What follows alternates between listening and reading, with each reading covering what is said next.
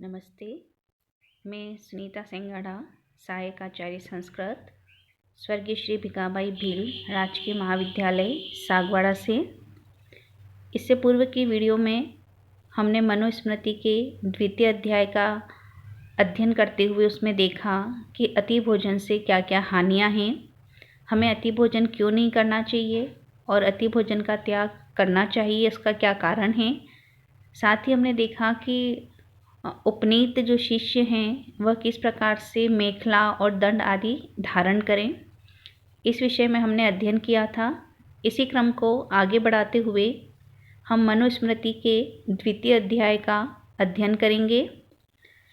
मनुस्मृति के द्वितीय अध्याय में इस वीडियो का टॉपिक है कि किस प्रकार से उपनीय शिष्य अपनी जो भी सामग्री है, मेखला है, यज्ञोपवीत है, दंड है, वह किस प्रकार से उसका उपयोग करें।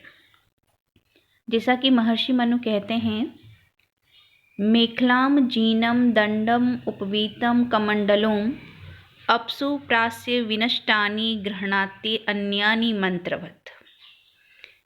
यहाँ पर महर्षि मनु कहते हैं कि जो भी उपनीय शिष्य है, मेखला अजीनम, जो भी उसकी मेखला है, यज्ञोपवीत है, अजीनम, दंडम, जो भी उन्होंने शास्त्रोक्त विधि से दंड धारण कर रखा है, कमंडलुम, जो कमंडल इत्यादि उन्होंने धारण कर रखा है, विनष्टानि, यदि उसके ये सभी साधन नष्ट हो जाते हैं, अपसु प्रास्य, तो उन्हें वह जल में बहा दे, मंत्रवत गृहणीता अन्यानि, और मंत्रवत, मंत्रों का उच्चारण करते हुए, अन्यानि गृहणीतानि, वह अन्य नए मेखला, अजीनम, दंड, उपवीत आदि जो अन्य साधन हैं, नवीन साधन हैं, उनको वह ग्रहण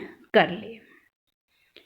तो यहाँ पे महर्षि मनु कहते हैं कि समय के अनुसार सभी पदार्थ जो जीर्ण क्षीर्ण हो चुके हैं, जो उपयोग के योग्य नहीं हैं, यदि ये नष्ट हो जाते हैं, मेखला हो, अजीनम उनके मृग चर्म इत्यादि हो, उनके दंड हो, उपवीतम जो उनका यज्ञोपवीत है, कमंडलुम जो उनके कमंडल हैं, भिक्षापात्र हैं, इत्यादि विनिष्टानि जब नष्ट हो जाते हैं, उपयोग के योग्य नहीं रहते हैं, तो अपसुप्रास्य, उन्हें जल में बहा दें, उन्हें इधर उधर न फेंके और उनको जल में बहा दें।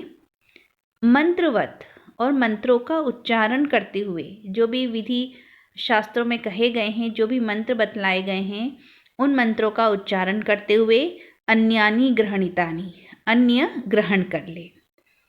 तो यहाँ पे अनुपयोगी पदार्थों को, वस्तुओं को इधर उधर व्यर्थ न फेंके और उसे जल में बहा दिया जाए। फिर इससे आगे महर्षि मनु कहते हैं, स्त्रियों के संस्कार के विषय में कह रहे हैं, अमंत्रिका तो कार्येयम स्त्रीणाम आवृद शेषतः संस्कारार्थम शरीरस्य यथा कालम यथा क्रमम।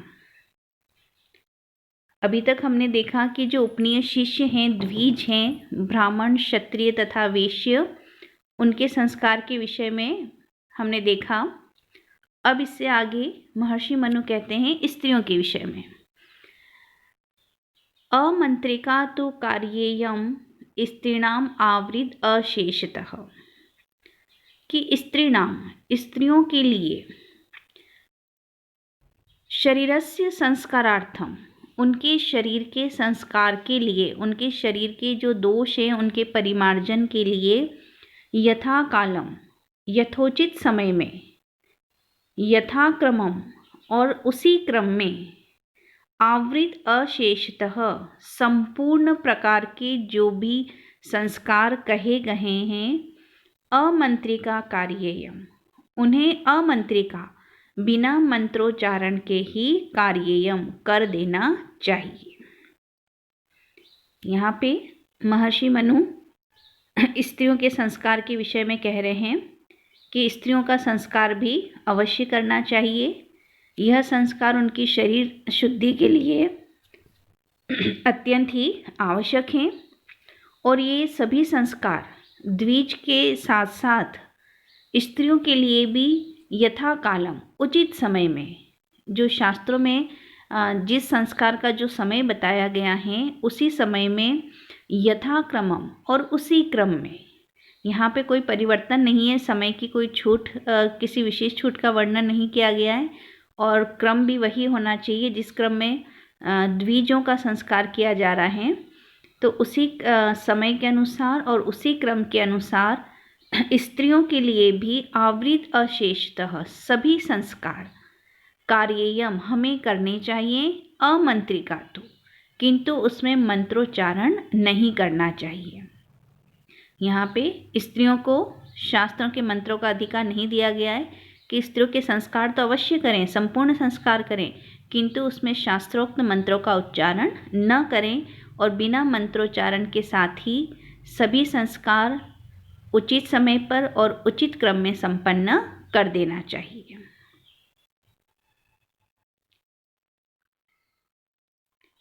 फिर महर्षि मनु कहते हैं, वैवाहिको विधि ही स्त्रीणाम संस्कारो वैदिकः स्मृतः पति सेवा गुरौ वासौ गृहार्थो अग्नि परिक्रिया। अब स्त्रियों के संस्कार के विषय में वो कह रहे हैं, वैवाहिको विधि ही स्त्रीणाम संस्कारो वैदिकः स्मृतः, कि स्त्रियों की जो वैवाहिक विधि है, विवाह की जो विधि है, वैदिकः संस्कारो स्मृतः, वही उनका वैदिक संस्कार उपनयन संस्कार कहा गया है। कि वैवाहिक विधि में पाणी ग्रहण जो विधि है जिसमें मंत्रोच्चारण किया जाता है, तो स्त्रियों का ये जो वैवाहिक विधि है, जो संस्कार हैं, पाणी ग्रहण संस्कार हैं, वैदिक संस्कार स्मृत, उसे ही वैदिक संस्कार उपनयन इत्यादि संस्कार कहा गया है। पति सेवा गुरु वासव, और जो पति की सेवा कार्य हैं वही उनका गुरु वासव, मानो गुरुकुल में निवास है। अपने ससुर के घर रहना, पति की सेवा करना इत्यादि ही मानो उनका गुरुकुल में वास मान लिया गया है। गृहार्थो अग्नि परिक्रिया, और गृहार्थो गृह कार्यों को संपन्न करना ही अग्नि परिक्रिया उनके लिए यज्ञ के कार्य हैं। यहाँ पे स्त्रियों का एक अध्ययन से संबंधित जो कार्य है उसका निषेध भी किया जा रहा है कि स्त्रियों को अध्ययन इत्यादि करने की आवश्यकता नहीं है, उन्हें उनका उपनयन संस्कार करने की भी आवश्यकता नहीं है। तो महर्षि मनु यहाँ पे कह रहे हैं कि जो स्त्रियों का वैवाहिक विधि है, उनके विवाह की जो विधि है, जो संस्कार हैं, वैदिक संस्कारो स्मृत, वही वैदिक संस्कार है, क्योंकि उसी में मंत्रोच्चारण किया जा रहा है, तो वही उनका उपनयन संस्कार है। पति सेवा, और अपने पति की सेवा करना ही गुरु वासव, मानो गुरुकुल में निवास करना, उन्हें कहीं गुरुकुल में जाने की आवश्यकता नहीं है। अपने पति की सेवा कर लेना ही गुरुकुल में निवास करने के समान है। गृहार्थो अग्नि परिक्रिया, और गृहार्थो घर कार्यों को संपन्न करना, यथा समय पूर्ण दक्षता के साथ में गृह कार्यों को संपन्न करना ही अग्नि परिक्रिया उनके लिए यज्ञ कार्य करने के समान है। तो स्त्रियों को न तो उपनयन संस्कार की आवश्यकता है, न ही गुरुकुल में जाने की आवश्यकता, और न ही उन्हें यज्ञ इत्यादि करने का अधिकार है। विवाह करके पति की सेवा और घर के कार्यों का संपादन करना ही उनके लिए संपूर्ण वैदिक संस्कार कहे गए हैं। फिर महर्षि मनु कहते हैं, उपनीत गुरुः शिष्यं शिक्षयेत शोचं मादितः आचारम अग्नि कार्य च संध्योपासनमेव च, कि अब जो गुरु हैं, गुरु के कर्तव्य यहाँ पे बतलाए गए हैं कि गुरु किस प्रकार से कार्य करें। उपनीत गुरुः शिष्यम, कि जो गुरु हैं वह शिष्यम उपनीत, अपने शिष्य का उपनयन संस्कार करे। शिक्षयेत शोचम आदितः, आदितः और सर्वप्रथम शोचम शिक्षयेत, उसे पवित्रता की, है ना, शोचम पवित्रता की शिक्षा प्रदान करे। आचारम अग्नि कार्यम, आचार व्यवहार की शिक्षा प्रदान करे। अग्नि कार्यम, यज्ञ आदि जो भी अग्नि कार्य हैं वह संपन्न करे। संध्योपासनम एवच, और संध्यो उपासना से संबंधित उसे ज्ञान प्रदान करे। तो उपनयन संस्कार के पश्चात गुरु के कर्तव्य यहाँ पे बतलाए गए हैं कि शिष्य अध्ययन का इच्छुक जो भी शिष्य गुरु के समक्ष उपस्थित होता है तो गुरु उस शिष्य का सर्वप्रथम उपनीत संस्कार कर ले। फिर आदितः सर्वप्रथम शौचम शिक्षेत, उसे पवित्रता की शिक्षा दे। आचमन आदि करना, शारीरिक स्वच्छता, मानसिक स्वच्छता, विचारों की स्वच्छता इत्यादि की वह शिक्षा प्रदान करे। आचारम, आचार व्यवहार के किस प्रकार गुरुकुल में निवास करना है, किस प्रकार सेवा कार्य करना है, किस प्रकार अपने साथियों के साथ में व्यवहार रखना है, इस प्रकार आचार की शिक्षा प्रदान करे। अग्नि कार्य, यज्ञ इत्यादि अग्नि कार्य उससे संपन्न कराए। होम इत्यादि, हवन इत्यादि अग्नि कार्य का अध्ययन कराए उसे। संध्योपासनम एवच, और संध्या उपासना, प्रातः संध्या, मध्याह्न संध्या और सायं संध्या काल की उपासना विधि से उसे परिचित कराए। तो इस प्रकार यहाँ पे गुरु के कर्तव्य बताए गए हैं। इस प्रकार महर्षि मनु कहते हैं कि जो भी शिष्यों के उपयोग से रहित जो भी वस्तुएं हैं, मेखला है, मृग चर्म है, दंड है, यज्ञोपवीत है, कमंडल हैं, यदि नष्ट हो जाते हैं तो अपसुप्रास्य, उन्हें जल में बहा दें। मंत्रवत अन्यानी ग्रहणितानी, और मंत्रों का उच्चारण करते हुए अन्य ग्रहण कर लें। फिर कह रहे हैं कि स्त्रियों को किसी प्रकार के संस्कार की आवश्यकता नहीं है। इनके जितने भी संस्कार हैं वे सभी मंत्रोच्चारण से रहित होने चाहिए और यथाकालम यथाक्रम से उनके सारे ही संस्कार शरीर शुद्धि के लिए संपन्न कर देने चाहिए। फिर उन्हें स्त्रियों की यज्ञोपवीत, उपनयन आदि संस्कारों से रहित बताते हुए कहते हैं कि स्त्रियों का जो वैवाहिक विधि है वही उनका वैदिक संस्कार है।